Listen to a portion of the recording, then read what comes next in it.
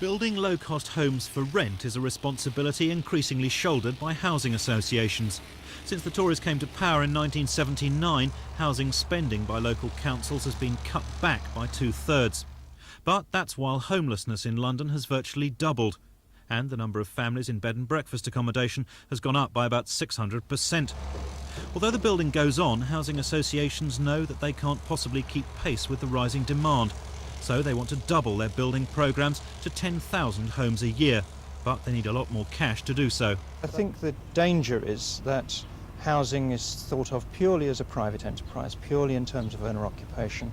And there are very substantial numbers of people, not just very poor people, but people in low-paid jobs who are working hard, who won't be able to afford housing in London. And I think the inclination to overcome that problem is a bit weak, and I think we need to shout it out that it needs to be dealt with. For those lucky enough to move into a housing association property, they can enjoy, perhaps for the first time, things like bathrooms and inside loos. This is like Bethlehem, Buckingham Palace, I should say, to what I was used to. But most of the homeless and disadvantaged can only dream of such luxuries.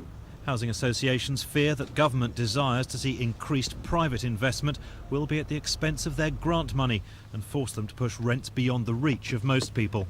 The great advantage of getting private money in is that we may be able to make the public money that goes in go further in terms of provision, and that's the purpose of doing it. What we must also see is that the specific problems of London, in that the costs are higher in London, are recognised in the kinds of percentage grants which we make available.